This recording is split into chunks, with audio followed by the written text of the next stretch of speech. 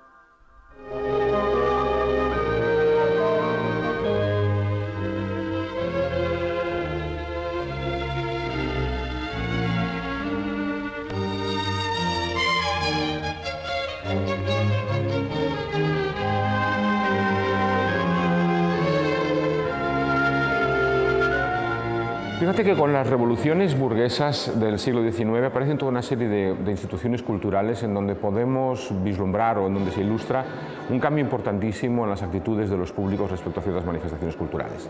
Si, por ejemplo, en la ópera o en el teatro en el siglo XVIII estaba permitido el abucheo arbitrario en cualquier momento, es más, hay muchísimas crónicas que cuentan cómo cuando a la gente le gustaba una determinada aria, pues se paraba todo el número, ¿no? Y se le pedía al artista o al artista que lo volviera a cantar. De repente, en el siglo XIX se atenúan las luces, se concita el silencio, hay una estructuración en el sentido de intentar censurar o autocensurar las emociones frente a las manifestaciones culturales. Y esto nos indica también que precisamente esas instituciones culturales, el teatro, el museo, la ópera, más tarde el cine, lo que hacen de alguna manera es disciplinar al ciudadano dentro de lo que serían los comportamientos propiamente burgueses, racionales, propios, digamos, de una institución que lo que hace es vertebrar ciudadanía. En ese sentido, la ciudadanía es muy interesante. Muchos museos tienen ese eslogan de entre usted como visitante, salga como ciudadano. Pues a partir de ahí podremos comulgar todos en una nueva religión, que ya no es la religión, digamos, que se produce en la Iglesia, sino es la religión de la cultura.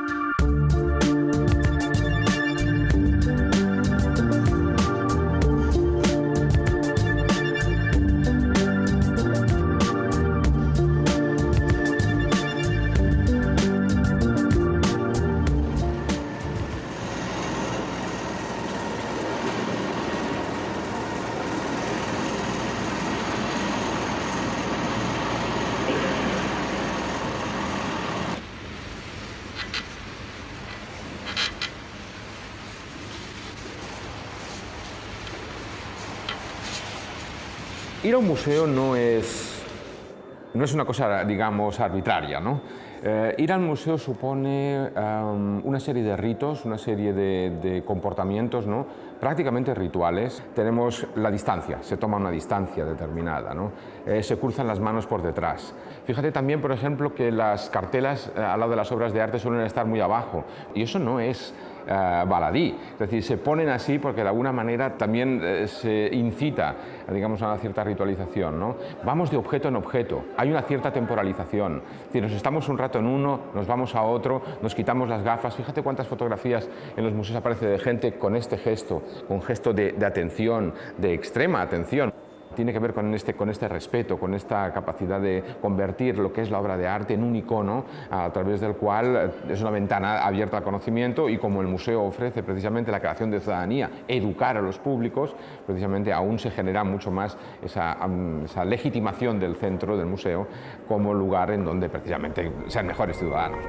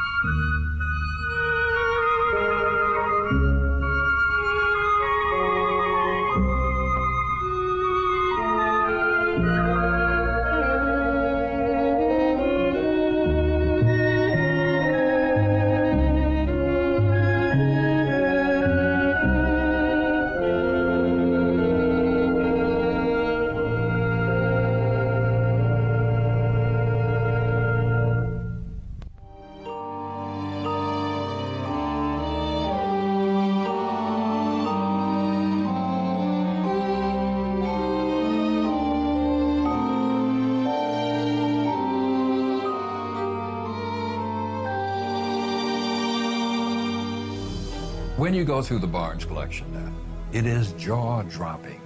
Your mouth falls open. You can't believe you're seeing this.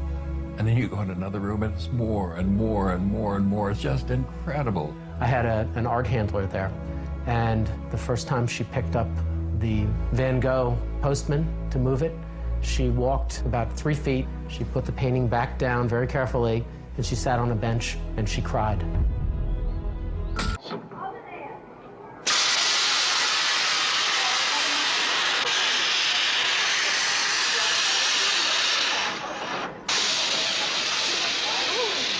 How do you like it? I'm the artist. I'm from Holland, but I'm Ray Sackler.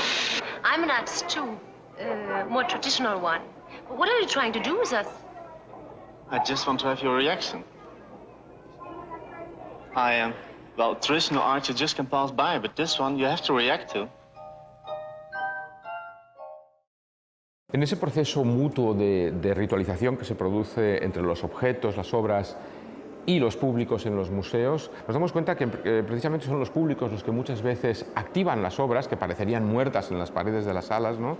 Y al mismo tiempo también las obras activan a los públicos dentro de esa pasividad que normalmente tendemos a ver en la relación entre ellos, ¿no? Es interesante, por ejemplo, ver en ese sentido pues, las obras de Elliot Erwitt, ¿no? Hay una fotografía muy famosa en donde vemos en las salas del Prado, frente a las majas de Goya, vemos que frente a la maja desnuda hay un montón de señores mirándola y en cambio frente a la maja vestida hay una sola señora que la está mirando. Y muchas veces vemos que viendo a los públicos contemplando las obras, vemos cómo se disparan una serie de significados que de otra manera estarían más ocultos. Al hilo de esto me gustaría también añadir una cosa importante. Normalmente tendemos a pensar que las obras en los museos están como muertas, están como momias, como sarcófagos, ¿no? Parece que se les haya sustraído la vida. En buena medida esto tiene que ver con la iconoclastia. Muchas personas atacan las obras de arte en los museos precisamente para devolverlas a una vida social que el museo parece que haya secuestrado. Cuando el visitante le pregunta al autor si es una realidad deformada la de sus cuadros, el pintor contesta que relativamente. Y ante tan insólita aseveración, el contemplador del cuadro pierde la cabeza y muda la fisonomía. Sin gestos, señor Cela, si su pintura se parece a la realidad, algo hay que hacer para que la realidad se parezca a su pintura. La cosa se complica cuando la imagen ha sido generada justamente ya pensando en el ámbito del museo, porque entonces tiene unas pretensiones, digamos, artísticas, ¿no? Que deben ser refrendadas por la constelación de valores con la que el museo arropa a cualquier objeto depositado en su interior. C'est pas mal. C'est bien, bravo. Oui, ça va. Ils ont peur. El museo viene a ser, a mi entender, todavía un refugio de una cierta sacralidad de la imagen, en la medida en que ya no es una sacralidad religiosa, pero sí un efecto de prestigio, de aura en términos benjaminianos y de educación, ¿no? Pero ¿qué tipo de educación? Es decir, aquí intervendría el debate sobre cuál es la misión del museo en términos pues, de formación o de formación de un cierto público. El museo no es una institución inocente, el museo lógicamente está embebido, está impregnado de unas determinadas ideologías, de unas determinadas políticas, de un determinado contexto, etc., ¿no? Por lo tanto, nuestra incultura, digamos, innata hacia las imágenes se ve, en cierta medida, compensada o acentuada por la actuación del museo y, evidentemente, de otras entidades que participan en estos procesos formativos, ¿no? Pero el museo, en tanto que plataforma de prestigio con una cierta autoridad, pues es evidente que sigue ostentando una capacidad, ¿no? una hegemonía a la hora de, digamos, formatear conciencias.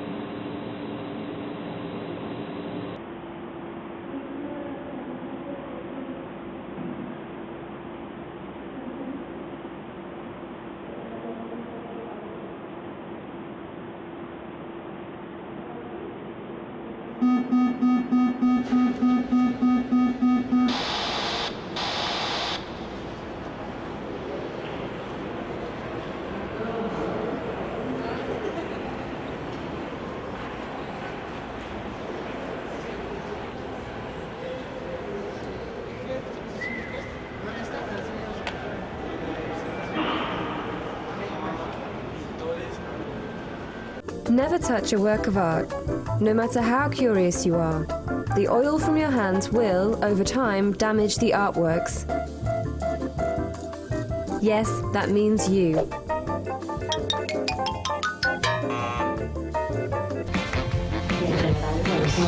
Ya, venga, otro color. Maravilloso, sublime. Así ha quedado esta obra de estos pequeños artistas. ¿Qué veis vosotros aquí? Pues a lo mejor un poco angustia, tristeza. Bueno, es un cuadro complejo, de mucha meditación detrás. Con una carga erótica muy grande, pero también de una represión muy grande. No me parece caro, la verdad, no me parece, puede costarle la obra. Es que la obra no tiene precio para mí.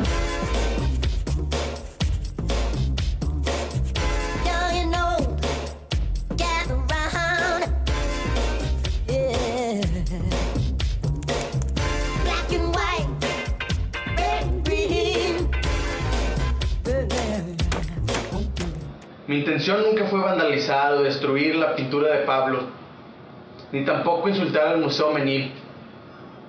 Si yo hubiera querido destruir la pintura, la hubiera cortado con una navaja o la hubiera quemado. Pero esa nunca fue mi intención. Pido disculpas por insultar a aquellos que malinterpretaron mi mensaje. Es tiempo de un cambio verdadero, damas y caballeros. Un cambio verdadero. Este es el verdadero significado de mi acción activista. Ataque a las célebres fuentes del Moro y Trevi en Roma. Un desconocido, que todavía no ha sido localizado, rompió un fragmento de la primera y habría lanzado una piedra contra la segunda durante la mañana de este sábado. En la fuente del Moro de la céntrica Plaza Navone, el individuo entró en el agua y se dedicó a golpear con un mármol uno de los rostros laterales, según han comprobado las cámaras de vigilancia. Los fragmentos cayeron al agua y han sido recuperados. Dígame. Nada más de favor.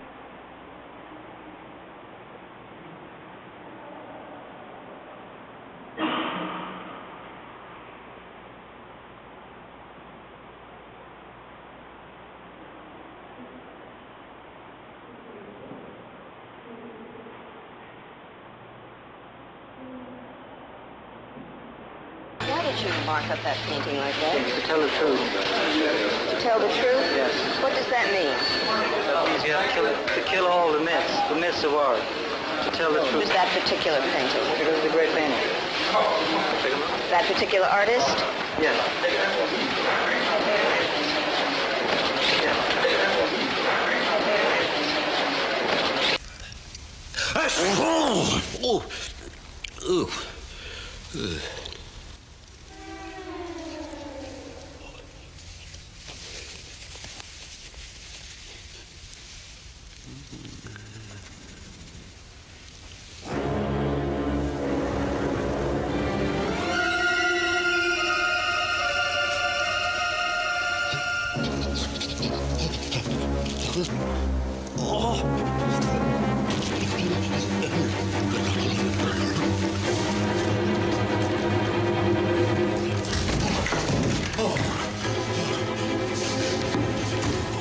Yo tampoco sé muy bien cómo sucedió, porque era muy consciente de que la cámara no me estaba enfocando, la vigilante no estaba allí, además que en vez de tener guardias de seguridad lo que tienen son informadores, o sea que no te sientes en ningún momento invadido y no sé, pero sentí como esta pulsión, ¿no? de hacer mía la obra y llevarme a casa.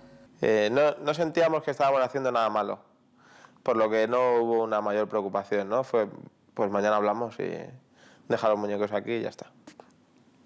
Y nos explicaron que lo que habíamos hecho era robar en un museo y que eso tenía unas consecuencias y que no íbamos a volver a bajar a esa sala nunca más y que aquí se acababa la beca de colaboración, se acababa todo. Ese compromiso y esa integración nos hizo ser parte del trabajo que hacíamos y de esa pieza en concreto y que esa pieza fuese nuestra, de una manera simbólica. Lo que podemos visualizar a través de estas dos imágenes es una situación que ha generado una alarma de protección a la propia obra, en la que en esta secuencia, y cada 5 o 6 segundos, nos la va repitiendo al objeto de favorecer la toma de decisiones del operador que en estos momentos está actuando. El trabajo de celadora lo vivo realmente olvidándome que estoy trabajando, me implico en el museo y me siento parte de él. Soy responsable de unas obras que hay allí dentro, de unos artistas que nos han dejado sus obras, que nos están demostrando, gusten o no gusten, su manera de hacer, de ser o de interpretar. Y sencillamente con eso creo que es suficiente para que le debamos un respeto cuando ellos confían sus obras a los celadores. Lo que nadie hace, no hace falta prohibirlo.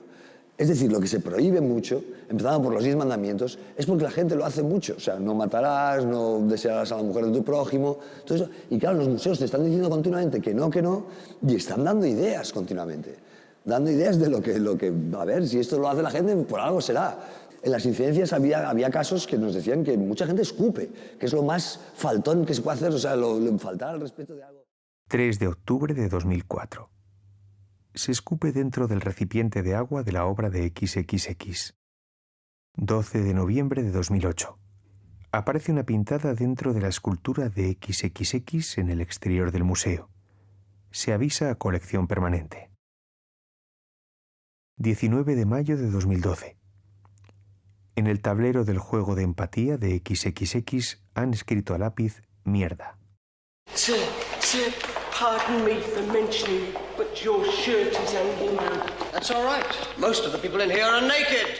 Es una pieza que muestra precisamente a un par de artistas jóvenes y con ganas de armarla que entran pues en una galería tradicional y son y a quienes les llama la atención de manera inmediata ya por la manera en que van vestidos y montan una bronca y es una escena muy elemental de lo que podía ser en un momento determinado, pues a principios del siglo XX, ya ese desajuste entre lo que el museo representaba y lo que la disciplina artística y una cierta mística de lo que es el artista y lo que debe ser como personaje rebelde y revulsivo, en un momento determinado ya no encaja con los dispositivos que están preparados para la ciudadanía para mostrarles lo que es el arte. De repente ya hay una literatura, ya hay una leyenda del artista que no se ajusta a lo que los museos muestran. Entonces esta es una secuencia que muestra muy bien este desajuste, sobre todo porque nosotros como espectadores, ya desde los años 70, cuando se realiza esta película, estamos de favor de los artistas, ¿no? O sea, antes que del museo, ¿no?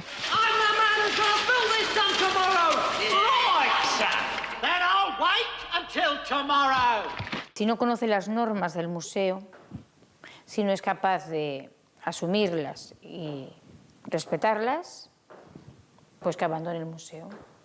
La problemática muchas veces no es por el valor de la obra, sino porque pones en cuestión los protocolos de seguridad a la gente de seguridad de una organización.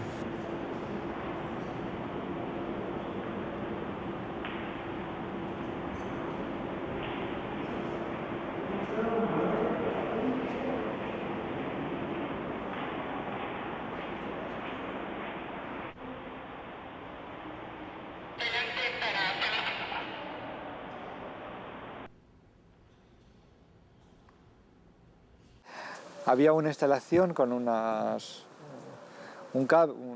cuerda con unas fotos tendidas con unas pinzas.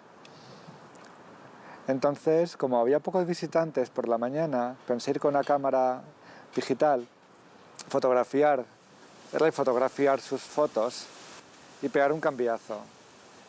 Y pegar este cambiazo era una subversión total de lo que ahí había establecido, ¿no? Creo que hay un elemento en este caso, y es que yo creo que existía una pulsión erótica, un objeto que han tocado ellos, no solo es por la decisión de ellos que eso sea el ready-made, sino que además tenga esta conexión con ellos, con sus cuerpos. Lo que sucede muchas veces es que esos espectadores o esa persona que está delante de esa obra tiende a tener ese impulso, puede haber un deseo de conocer mejor a ese artista, esa obra, ¿no? Y al final es algo muy básico, ¿no? Que es el poseer algo que no conocemos. O puede ser incluso como un acto de canibalismo, ¿no? El apropiarse de algo para, de alguna forma, contagiarse de esa esencia. Creo también que si el artista que hace esa obra, contemporánea o no, supiera que ha generado tal emoción al espectador o tal input al espectador y que ha tenido la necesidad de llevarse una pieza de su instalación, sería el artista más feliz del mundo. Es no quiero llamarlo venganza, sino una liberación verdaderamente, por parte de la gente que hace estos pequeños gestos y tal, algunos artistas que juegan también a poner en cuestión todas esas cosas, pero que tiene su legitimidad. Vamos a ver el refrán este de quien roba a un ladrón en 100 años de perdón. O sea, eso tiene algo, hay algo de verdad ahí. A entenderlo entiendo, pero claro. Pero yo tengo mi papel.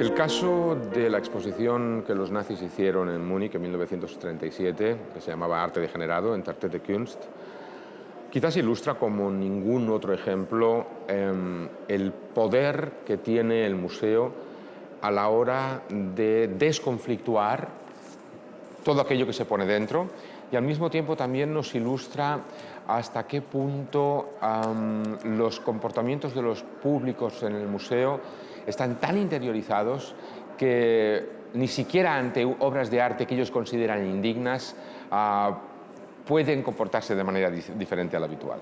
En 1937 los nazis organizan una exposición en donde presentan las obras que ellos consideran degeneradas, bárbaras, hechas por judíos, hechas por negros, hechas por comunistas. Se presenta todo burdamente, es decir, las esculturas están sobre peanas de madera mal hechas, los textos en pared están hechos a mano, los cuadros están presentados torcidos, incluso se ponen encima de los dinteles de la puerta. Todo está acompañado a través de fotografías en donde se hacen analogías entre la fealdad del arte moderno y la fealdad de los fenotipos, por ejemplo, judíos o los que no son arios, ¿no? Y entonces lo más interesante, lo que te deja absolutamente perplejo, es ver las fotografías o ver los vídeos de esas personas que atendieron a esa exposición, que fueron cientos de miles de personas. Todos están con las manos cruzadas en la espalda o cruzadas en el pecho, admirando tranquilamente las piezas que están viendo, cuando en realidad se les está invitando a ver monstruosidades desde el punto de vista, digamos, nazi, ¿no? Uno se imagina que si los nazis están presentando unas obras se consideran bárbaras e indignas, es más, y están matando a sus autores, o los autores tienen que salir del país porque tienen peligro de morir. No se comprende, por ejemplo, por qué no, igual que quemaron los libros, los públicos en los museos simplemente no se encargaron de rajar las obras o de pegar fuego a las esculturas o de romper las vitrinas. ¿Por qué los nazis se quitaban el sombrero en las salas ante obras que consideraban completamente ignominiosas? Se me hace extraño ver como, por ejemplo, el propio Hitler, ¿no?, ante esas obras que precisamente no son de su agrado, se quita la gorra.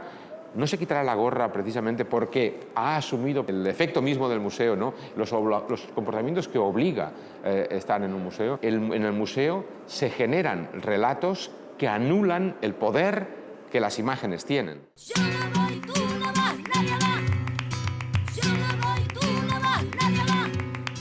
Nadie va a mirar la exposición. No te vi ni en la inauguración. ¿Dónde estaba? Te buscaba. ¿Dónde estaba? Te esperaba. Paradito en el centro de la White Cup. Llévame al museo.